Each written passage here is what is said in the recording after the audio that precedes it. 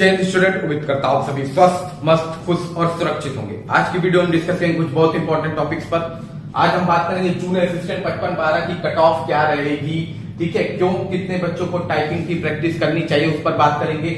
इसके अलावा junior assistant 55-12 में कौन कौन से क्वेश्चन गलत है, बच्चों के मैसेज थे कई क्वेश्चन को लेके, तो उन क्वेश्चन पर भी हम बात करेंगे। इसके अलावा यूपी ट्रिपल एससी ऑडिटर का और जूनियर असिस्टेंट 1262 का रिजल्ट कब तक आ सकता है, मुख्य सेविका रिजल्ट जारी हो चुका है, कट ऑफ आई गई है, उस पर भी बात करेंगे।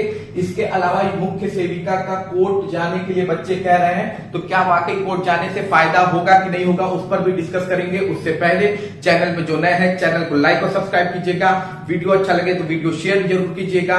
इंस्टाग्राम चैनल को फॉलो करने के लिए इंस्टाग्राम का लिंक डिस्क्रिप्शन बॉक्स में मेंशन है, आप वहां जाके फॉलो कर सकते हैं। टेलीग्राम चैनल का लिंक टेलीग्राम चैनल का लिंक डिस्क्रिप्शन बॉक्स में मेंशन है, आप वहां पे जाके मेरे टेलीग्राम चैनल को भी फॉलो कर सकते हैं। चलिए चलते हैं वीडियो की ओर।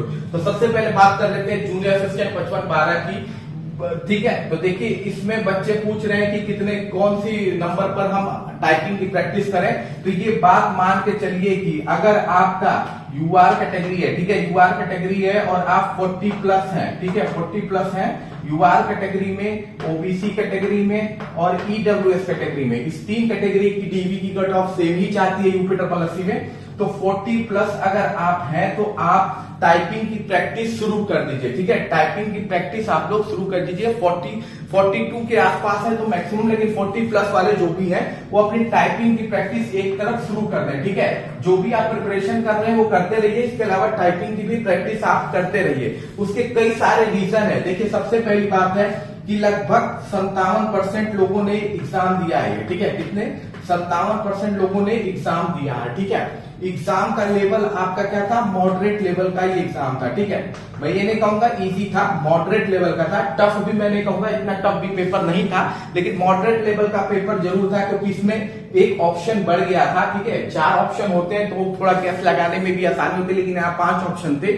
और बहुत से बच्चे जो क्वेश्चन बोल रहे हैं कि ये गलत है, ये गलत है, लेकिन उन्होंने शायद क्वेश्चन थोड़ा ध्यान से पढ़ा नहीं है। बहुत से क्वेश्चन उसमें सही है, गलत नहीं है, ठीक है। तो ये पेपर का लेवल जो आपका था ना, लेवल ऑफ पेपर, ये आपका मॉडरेट था, ठीक। 57% बच्चों ने लगभग एग्जाम दिया हुआ है, ठीक। अब इसका रिजल्ट आने में अभी टाइम लगेगा। क्या लगेगा? रिजल्ट आने में टाइम लगेगा। फाइनल रिजल्ट जो भी होगा इसका अभी फाइनल रिजल्ट इतना जल्दी यूपी ट्रिपल एससी में आता नहीं है, ठीक है। तो फाइनल रिजल्ट आने में टाइम लगेगा, तब तक यूपी ट्रिपल एससी के ही बहुत सारे पेपर क्लियर हो जाएंगे, ठीक है। बहुत सारे पेपर जो अभी पेंडिंग है, जिनका रिजल्ट पेंडिंग है या जिनकी डीवी पेंडिंग है, वो पूरे हो जाएंगे। इसके अलावा कई सारे पेपर जैसे एसएससी आरआरबी के पेपर भी क्लियर हो जाएंगे, तो बहुत से बच्चे वहां पे भी छट जाएंगे, ठीक है। बहुत से बच्चे जो 57% है, इनमें से बहुत से बच्चे वहां पे भी सेलेक्ट हो सकते हैं। हो सकता है इन 57% में कुछ बच्चे ऐसे भी हो जो ऑलरेडी किसी ना किसी भर्ती में ऑलरेडी फाइनल स्टेज पे हो या फाइनली सेलेक्टेड हो गए हो और ये एग्जाम बैठ के दिया हो, क्योंकि बहुत लोग का शौक होता है एग्जाम देने का, जॉब होने के बाद भी एग्जाम में बैठ के एग्जाम देने का। तो वो ऐसे भी बहुत शौकीन लोग हैं, हो सकता है वो आगे जाके फिर इसमें बैठे ही ना। तो ये ओवरऑल कंडीशंस है जिसकी वजह से आपका जो जूनियर असिस्टेंट 55-12 का एग्जाम है उसकी कट ऑफ डाउन जा सकती है, ठीक है। फ्यूचर के लिए भी मैंने आपको बता दिया कि क्यों जा सकती है, क्योंकि इसके रिजल्ट में देरी होगी, और जितना रिजल्ट में देरी होगी तब तक बहुत सारी भर्तियां क्लियर हो चुकी होंगी। तो बहुत से बच्चे, ज्यादातर अच्छे बच्चे जो होंगे वो छट जाएंगे, तो ऑलरेडी आपकी कट ऑफ डाउन चली जाएगी, ठीक है। तो ये बहुत चीजें हैं जिसकी वजह से मैं कह रहा हूं कि 40 प्लस वाले जो हैं, आप लोग टाइपिंग शुरू कर दीजिए, टाइपिंग की प्रैक्टिस साइड में करते रहिए। अगर आप किसी और चीज की प्रिपरेशन कर रहे हैं वो करिए, टाइपिंग की प्रैक्टिस भी करते रहिए, ठीक है। इसके अलावा एससी कैटेगरी में, शेड्यूल कास्ट में 37 से 39 वाले जो हैं, 37 से 39 वाले हैं, ये भी अपनी टाइपिंग की प्रैक्टिस करते रहे। और एसटी कैटेगरी में 35 से 37 वाले हैं, वो अपनी टाइपिंग की प्रैक्टिस करते रहे, ठीक है। बिल्कुल आप लोग इतने मार्क्स अगर पा रहे हैं तो बिल्कुल आप लोग टाइपिंग की प्रैक्टिस करते रहिएगा, क्योंकि ये रिजल्ट जब तक फाइनल होगा तो काफी एग्जाम के रिजल्ट डिक्लेयर हो चुके होंगे, बहुत से बच्चों की छटैया हो चुकी होगी। खासकर जो टॉप स्कोरर बच्चे हैं उनकी छटैया होने के चांसेस ज्यादा है। तो कट ऑफ अमोनन है कि नीचे जाएगा, और जब कट ऑफ नीचे जाएगा तो बाद में पता चलेगा कि आप टाइपिंग की प्रैक्टिस नहीं कर रहे थे। क्योंकि शुरू में देखिए आपने जब ये फॉर्म भरना था तो उसमें बहुत सारे बच्चे इसमें रह गए कि इसका कट ऑफ 55 से ज्यादा नहीं जाएगा, 55 से नीचे नहीं जाएगा, इस वजह से वो फॉर्म के चक्कर में ही नहीं पड़े। और बाद में क्या हुआ कि कट ऑफ क्या हुआ, डाउन चला गया, बहुत डाउन चला गया, ठीक है, जितनी उम्मीद नहीं थी उससे डाउन चला गया था। तो इसमें भी ऐसे ही होगा आपका। तो मैं यही कहूंगा कि आप लोग अगर इतने स्कोर के बीच में घूम रहे हैं, ईडब्ल्यूएस, ओबीसी, यूआर, एससी इसमें और एसपी इसमें, तो प्लीज आप लोग अपनी टाइपिंग की प्रैक्टिस जारी रखिएगा, इंग्लिश हिंदी दोनों टाइपिंग की प्रैक्टिस अपनी जारी रखिएगा। इसके अलावा बहुत से बच्चों के क्वेश्चन ये थे कि कौन कौन से क्वेश्चन है जिसको चैलेंज किया जा सकता है। मतलब देखिए 6 जुलाई तक लास्ट डेट है आपकी, ठीक है, जहां पर आप अपना उठा सकते हैं ऑब्जेक्शन, ठीक है, 6 जुलाई आखिरी डेट है, 6 जुलाई तक आप ऑब्जेक्शन कर सकते हैं अपनी, ठीक है।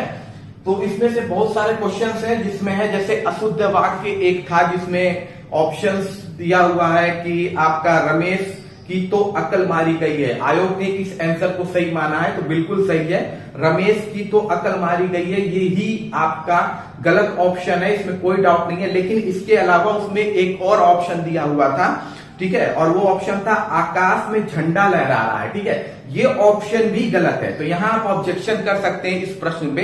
अशुद्ध वाक्य वाला ये प्रश्न हिंदी सेक्शन में है, जहां पे रमेश की तो अकल मारी गई है, ये बिल्कुल सही है, आयोग ने ये लेकिन इसी को सही माना है। जबकि दूसरा ऑप्शन भी सही है कि आकाश में झंडा लहरा रहा है, ठीक है, आकाश में झंडा नहीं लहराएगा, ठीक है, झंडा आकाश में लहरा सकता है, आकाश में कोई झंडा नहीं लहराता है, ठीक है, ठीक है। तो शब्दों को समझिए, झंडा आकाश में लहराएगा वो वाक्य सही हो सकता है, लेकिन आकाश में झंडा लहराएगा ये वाक्य गलत है। तो ये आप यहाँ पे ऑब्जेक्शन कर सकते हैं कि सर इसका ऑप्शन आयोग से कि ये ऑप्शन भी इसका गलत है, तो ये दोनों ऑप्शन सही होंगे, ठीक है। तो आयोग को इस पर आप ऑब्जेक्ट कर सकते हैं। फिर भगवान बुद्ध वाला जो प्रश्न आप लोग कह रहे हैं कि गलत है, तो भगवान बुद्ध वाला प्रश्न गलत नहीं है, ठीक है, भगवान बुद्ध वाला प्रश्न सही है, ठीक, भगवान बुद्ध वाला जो प्रश्न है वो सही है, उसके ऑप्शन सही है, ठीक है। तो उस क्वेश्चन को आप ध्यान से पढ़िएगा, बिल्कुल आपको देख के पता चल जाएगा कि वो ऑप्शन सही है। भगवान बुद्ध वाला जो प्रश्न है उसका आयोग ने सही जवाब दिया हुआ है, ठीक है। लेकिन रानी लक्ष्मीबाई वाला जो क्वेश्चन है, रानी लक्ष्मीबाई योजना वाला, रानी लक्ष्मीबाई योजना वाला जो क्वेश्चन है, रानी लक्ष्मीबाई योजना वाला जो क्वेश्चन है, ये क्वेश्चन गलत है। ये क्वेश्चन पे आप ऑब्जेक्शन कर सकते हैं रानी लक्ष्मीबाई पे। अशुद्ध वाक्य वाला आकाश वाले क्वेश्चन मैंने बता दिया, आकाश वाले क्वेश्चन में भी आप कर सकते हैं ऑब्जेक्शन, ठीक है। रानी लक्ष्मीबाई वाले क्वेश्चन में भी आप ऑब्जेक्शन कर सकते हैं, ठीक है। और इसके अलावा कुछ बच्चे क्वेश्चन पूछ रहे थे, वो जो स्टूडेंट टीचर वाला क्वेश्चन था, स्टूडेंट टीचर वाला जो क्वेश्चन था, ठीक, आपका रीजनिंग में स्टूडेंट टीचर वाला क्वेश्चन, तो वो क्वेश्चन भी गलत नहीं है, वो क्वेश्चन सही है, ठीक है। ध्यान से पढ़िए क्वेश्चन को, वो क्वेश्चन सही दिया हुआ है, थोड़ा सा घुमा दिया है क्वेश्चन का स्टेटमेंट, अदरवाइज वो क्वेश्चन बिल्कुल सही है। अगर जिसको निकालना आता होगा वो निकाल भी लिया होगा, वो ऑप्शन सही है, ठीक है। उसमें क्वेश्चन में थोड़ा उन्होंने घुमाया है, स्टेटमेंट को थोड़ा घुमाया है, अदरवाइज वो क्वेश्चन भी सही है। तो जहां तक मुझे लगता है 2 क्वेश्चन मुझे लग रहा था उसमें गलत है, रानी लक्ष्मीबाई वाला, आकाश वाला। तो ये 2 क्वेश्चन आप अगर चाहते हैं, अगर देखिए आप और क्वेश्चन आपको लग रहा है कि ये क्वेश्चंस गलत है, तो बिल्कुल आप ऑब्जेक्शन कर सकते हैं, क्योंकि आपको आजादी है इसकी। लेकिन अदरवाइज इन 2 क्वेश्चन के चांसेस 100% है कि ये 2 क्वेश्चन आप अगर ऑब्जेक्शन करते हैं तो इस पे चेंजिंग आपको देखने को मिल जाएगी, ठीक है। अब हम बात कर लेते हैं अगली इंपॉर्टेंट भर्ती की। तो अगली इंपॉर्टेंट भर्ती है यूपी SSSC ऑडिटर को लेके, ठीक है। ऑडिटर और जूनियर असिस्टेंट 1262 के बच्चे मुझसे बार बार पूछ रहे थे लाइव में कि रिजल्ट कब तक आने वाला है। तो देखिए ऑडिटर का रिजल्ट का काउंटडाउन शुरू हो गया है, ठीक, ऑडिटर के रिजल्ट का काउंटडाउन शुरू हो गया है। ऑडिटर का रिजल्ट आपका जल्दी जारी हो जाएगा, मुख्य सेविका के बाद दूसरा रिजल्ट ऑडिटर का ही जारी होना है। तो ये रिजल्ट भी आपको जल्द से जल्द देखने को मिल जाएगा इसी महीने में, और हो सकता है इसी महीने में आपको जूनियर असिस्टेंट 1262 का रिजल्ट भी दिख जाए। ये दोनों रिजल्ट डिले इसलिए हो रहे थे क्योंकि मुख्य सेविका का रिजल्ट डिले हो रहा था। अब मुख्य सेविका का रिजल्ट कल जारी कर दिया गया है, तो जूनियर ऑडिटर का रिजल्ट भी आपको जल्द ही देखने को मिल जाएगा, और उसके बाद जूनियर असिस्टेंट 1262 का रिजल्ट आएगा। ऑडिटर के रिजल्ट के बाद जूनियर असिस्टेंट 1262 का रिजल्ट भी आपको देखने को मिल जाएगा, फाइनल रिजल्ट, ठीक है। इसके अलावा आप बात कर लेते हैं अगली भर्ती पर। तो अगली भर्ती मुख्य सेविका रिजल्ट को लेके है, तो इसका इंतजार बहुत दिन से बच्चियां कर रही थी। ये रिजल्ट तो जारी कर दिया आयोग ने, पर आयोग ने रिजल्ट के साथ ऐसा कट ऑफ जारी किया जिससे सबको सदमा हो गया। मतलब उम्मीद ही नहीं थी कि इतना हाई कट ऑफ चला जाएगा। यूआर कैटेगरी की कट ऑफ, जो यूआर कैटेगरी कट ऑफ है 67.15 के आसपास भाग गई है, और ओबीसी कैटेगरी की जो कट ऑफ है वो लगभग 62 के पास, 62.81 के पास घूम गई, ठीक है। तो ये इतनी हाई कट ऑफ आ गई जिसकी उम्मीद किसी को भी नहीं थी। इसके कई सारे रीजन है। सबसे पहले देखिए, एक बात जो मैंने आपसे कही थी कि 2 ईयर वालों के 80% चांस है कि ये लिए जाएंगे, वो बिल्कुल लिए गए हैं। देख लीजिए, 2 ईयर वालों को लिया गया है और इसका रीजन भी था। देखिए 80% में बोला था, उसका रीजन भी मैंने समझाया था कि बहुत सारी यूपी ट्रिपल एससी या यूपी पीएससी की बहुत सी भर्ती होती है, पीसीएस रैंक की भर्ती होती है, जहां 2 ईयर वालों को एलिजिबल माना जाता है। पीसीएस जैसे भर्ती में भी 2 ईयर वालों को एलिजिबल माना जाता है। तो ये रीजन था कि मेरा 80% बोलने का कि 2 ईयर वाले को इन होंगे, बिल्कुल इन हुए और वो इन्हें। बीएससी वालों में देखिए, अभी मुझे किसी का ऐसा मिला नहीं इन्फॉर्मेशन कि बीएससी वालों में से किसी का हुआ है, लेकिन 2 ईयर वाले बच्चे हैं जिनका सिलेक्शन हुआ है। दूसरा, नॉर्मलाइजेशन भी काफी अच्छी खासी हुई है।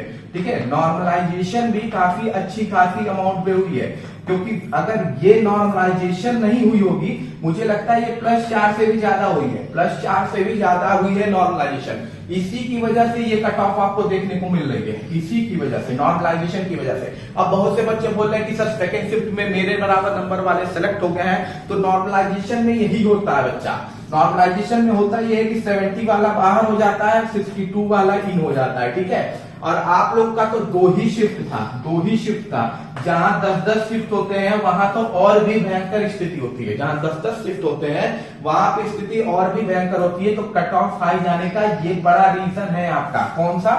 नॉर्मलाइजेशन। दूसरा, बच्चे ये पूछ रहे थे कि अब कोर्ट जाना चाहिए कि नहीं जाना चाहिए। बहुत से बच्चे कह रहे हैं जिनका निकल गया है, देखिए बहुत से बच्चों का निकला है और जिनका निकला है उनको हार्दिक शुभकामनाएं है, और जिनका नहीं निकला है तो प्लीज आप लोग होप मत हारिए, क्योंकि यही अंत नहीं होता है। आप पेट 2025 की प्रिपरेशन में लग जाइए। ठीक है, क्योंकि उससे बहुत बम्पर भर्तियां आने वाली है, तो आगे बढ़िए। जो बीत गया वो बीत गया। अब बहुत से बच्चों का क्वेश्चन रहा है कि कोर्ट जाने के लिए बात कर रहे हैं। ठीक है, क्योंकि देखिए कोर्ट जाने की बात से वो बच्चे परेशान है जिनका रिजल्ट में नाम आया हुआ है। बहुत से बच्चे परेशान है जिनका रिजल्ट क्लियर हो चुका है, वो कह रहे हैं कि बच्चे कह रहे हैं कोर्ट जाने का।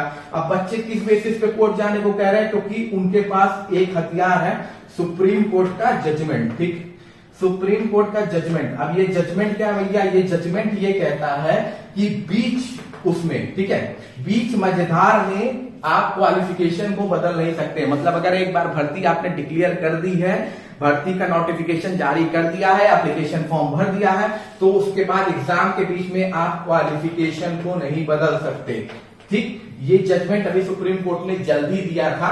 ठीक है, भर्ती को लेकर ही दिया था। तो इसी के बेसिस पर जो मुख्य सेविका की बच्चियां हैं वो कह रही हैं कि हम जाके कोर्ट में जाएंगे, कोर्ट का दरवाजा खटखटाएंगे। ठीक है, वो अपनी जगह बिल्कुल सही है। ठीक है, लेकिन देखिए 2 और रीजन है जो फेवर करता है किसका? जिनका रिजल्ट आ गया। पहला रीजन है कि भर्ती में लिखा है जो लास्ट डिसीजन होगा, लास्ट डिसीजन होगा वो किसका होगा? ये आप एप्लीकेशन फॉर्म भर रहे होंगे तो उसमें ये दिया होगा आपका रूल और रेगुलेशन में, जो लास्ट डिसीजन होगा वो किसका होगा? आयोग का होगा। आयोग जो भी लास्ट फैसला करेगा वही फाइनल फैसला होगा। ये बात आपसे एप्लीकेशन फॉर्म भरते समय पहले ही आयोग ने बोल दी होगी। अगर आपने ठीक से सारे रूल और रेगुलेशन पढ़े होंगे तो उसमें ये लिखा होगा जो भी लास्ट डिसीजन होगा वो आयोग का होगा। ठीक है, ये एक फेवर करता है किसको? जिनके रिजल्ट निकल गए हैं। ठीक है, ये एक चीज फेवर करती है जिनको रिजल्ट निकल गए हैं। दूसरा, बहुत सी भर्ती है जैसे यूपी पीसीएस का मैंने बोला, पीसीएस में भी कुछ स्पेशल भर्तियों में 2 ईयर वाले लिए जाते हैं। तो ये एक रीजन है कि बहुत सी यूनिवर्सिटी है जहां 2 ईयर वालों को भी डिग्री में गिना जाता है। इस वजह से 2 ईयर वालों को भी डिग्री में गिना जाता है। तो ये एक सॉलिड रीजन है जो इनके फेवर में है। तो ठीक है, तो जिनका रिजल्ट निकला है और वो इन है, उनके लिए ये 2 चीज फेवर में है। और जिनको लग रहा है कि नहीं गड़बड़ हुई है, भर्ती क्वालिफिकेशन के अनुसार नहीं है, उनके लिए ये एक सॉलिड रीजन है। अब ये टोटल डिसीजन लेगा कोर्ट। ठीक है, अगर बच्चे कोर्ट में जाते हैं, कोर्ट इस भर्ती को एक्सेप्ट करता है, कोर्ट जो भी है कि सॉरी इस भर्ती को कह रहा हूं, कोर्ट इनकी बात को एक्सेप्ट करता है। ठीक है, जो भी इनका केस होगा उसे एक्सेप्ट करेगा, तब वो क्या करेगा? ज्यादा से ज्यादा क्या वो करेगा? वो रोक लगा देगा। क्या लगाएगा? रोक लगा देगा। किस पे? ज्वाइनिंग पर रोक लगाएगा। ठीक है, ज्वाइनिंग पे। अगर कोर्ट इनके केस को एक्सेप्ट करता है तो यहाँ ज्वाइनिंग में डिले आप मान के चलिए, ज्वाइनिंग में डिले हो जाएगा। लेकिन अगर कोर्ट रिजेक्ट कर देता है तब तो वही जो भी चल रहा है आपका वही चलेगा, ठीक है। अब ओवरऑल कोर्ट क्या डिसीजन लेगा, बच्चे कोर्ट जाएंगे कि नहीं जाएंगे, ये बच्चों का डिसीजन है। बहुत से बच्चे बोल रहे हैं, देखिए मैं किसी को ये नहीं कहूंगा कि आप कोर्ट मत जाइए, क्योंकि उनका वो फंडामेंटल राइट है भाई, वो अपना आखिरी ऑप्शन तक करेंगे। लेकिन मैंने बता दिया कि क्या चीज फेवर में है क्या चीज फेवर में नहीं है, और कोर्ट क्या कर सकता है। मैक्सिमम करेगा तो आपकी ज्वाइनिंग डिले कर सकता है, ये मान के चलिएगा। अगर कोर्ट एक्सेप्ट करता है तो ज्वाइनिंग डिले हो सकती है, और कोर्ट ये भी कर सकता है कि अगर उसे लग जाएगा कि नहीं गड़बड़ है तो फिर से वो आंसर रिवाइज करवा देगा, पूरा आंसर कह रहा हूं सॉरी, पूरा का पूरा रिजल्ट रिवाइज करवा देगा, ठीक है। तो कोर्ट में भी बहुत पावर होती है। देखिए आगे क्या होता है इस भर्ती में, जो भी अपडेट मिलेगी मैं आपको अपडेट करता रहूंगा। अगर आपका कोई भी क्वेश्चन है तो कमेंट बॉक्स में जरूर पूछिएगा। मिलते हैं अगली वीडियो में। जय हिंद, जय